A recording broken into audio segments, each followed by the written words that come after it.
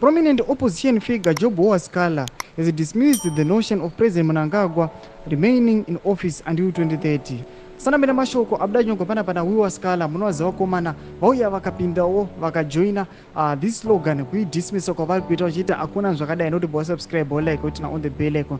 Tipinda vanyora vachiti in a scathing statement on Monday, Scala criticized the ruling ZANU-PF party for employing diversionary tactics to distract from the country's pressing issues. Scala said the regime in ZANU-PF are adept at deflecting attention from the real challenges our people face. We are grappling with the severe drought, rampant corruption, and the exploitation of national resources, not to mention the legitimacy questions and international isolation.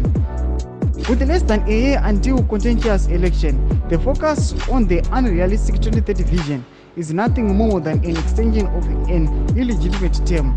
It involves staging events with a few hundred attendances, chanting 2030 Aninga Achitonga, which only serves to divert attention from the critical issues of corruption and failed governance. The truth is, by 2030, they will no longer be in power. Mashoko atakwa na Job Waskala chita aiwa in 2030 ndenge tenge tita zviri massive tenge taibvisa this ruling party, they will no longer be in power. Tuze mafungiro enyu muti kudipa musoro pamushoko atakwa na Job Waskala mumwe aiwa vangu vakasungirwa vanga vasina mhosva vakagara 595 days musungwa. Tuze mafungiro enyu pinda mu comment section medu musanga no subscribe like turn on the bell icon.